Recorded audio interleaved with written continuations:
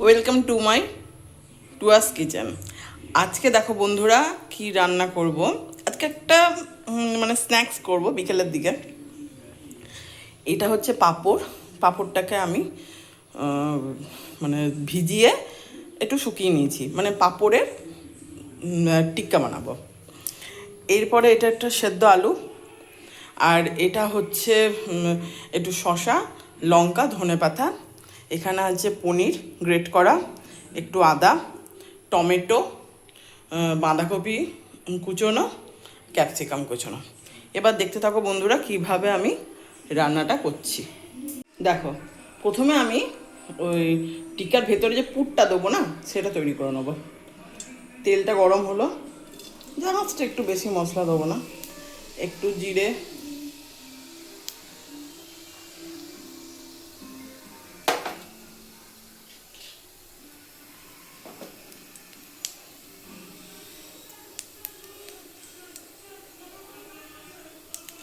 দেবো একটু আদা,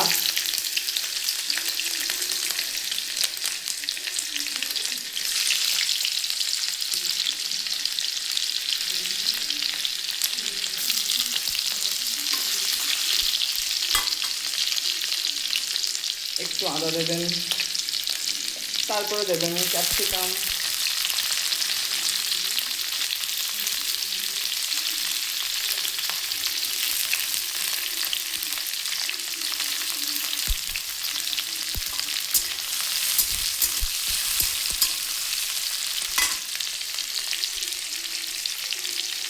তারপরে দেবো একটু বাঁধাকপি,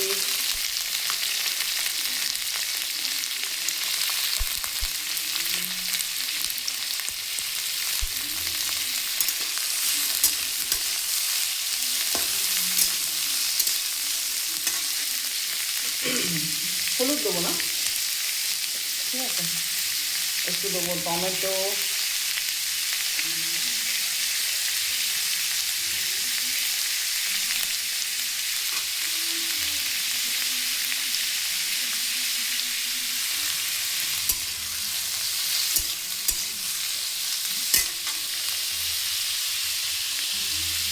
একটু ভাজা ভাজা হোক। এবার দেবো একটু লবণ। আমি বারবারই বলি, যা খাবে নিজের স্বাদ অনুযায়ী লবণ দেবেন। লবণ দেবো, একটু চিনিও দেবো।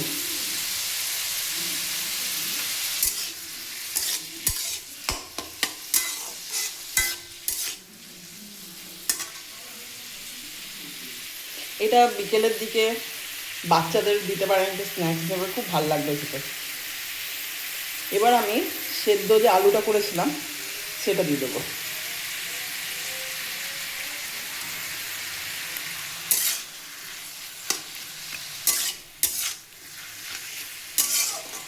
এটা একটু ভাজা ভাজা হোক, তাহলে আসছি। আমি একটু লঙ্কা গুঁড়ি দিলাম। এরপরে যে আমি পনিরটা গ্রেট করে রেখেছিলাম ওটা দিয়ে দিলাম।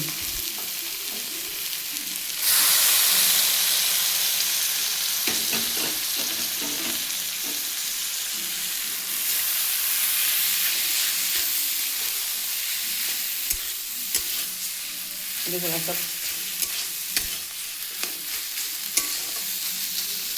একটা মাখা মাখা ব্যাপার হচ্ছে। বেশি মশলা দেওয়া দরকার না, জাস্ট এটা ভালো লাগবে সেটা। লাস্টে একটু লঙ্কা আর একটু ধনেপাতা দিয়ে দেবেন। ব্যাস, এবার আমার পুরটা রেডি। এবার দেখাচ্ছি কী করে পাঁপড়ের মধ্যে ভরে করব। দেখুন আমি কি করে করছি। এইটা পাঁপড়টা নিয়েছি, প্রচণ্ড গরম।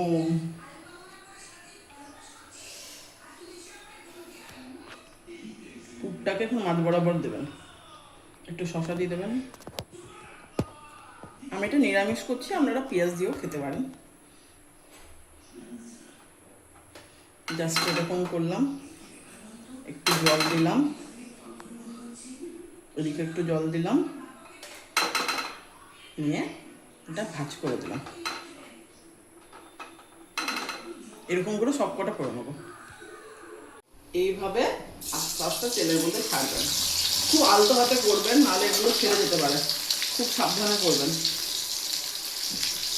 এক পিঠটা ভাজা হলে অন্য পিঠটা উল্টাবেন, খুব সাবধানে। দেখুন একটা পিঠ ভাজা হয়ে গেছে, আর একটা পিঠ ভাজছি। খুব সাবধানে করবেন, যেহেতু এটা খুব নরম পুরভরা আছে, আস্তে আস্তে ছেড়ে যেতে পারে, কোনো অসুবিধা নয়। বেশি বড় যদি লম্বা না ভাজে, মাঝখানটা কেটে কেটে করবেন, অসুবিধা নেই। এই দেখুন আমাদের পাঁপড়ের টিকিয়া রেডি।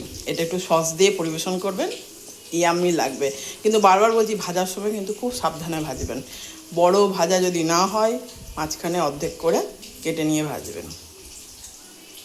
আর আমার রান্নাবান্না ভালো লাগলে আমার চ্যানেলটাকে সাপোর্ট করবেন। Thank you.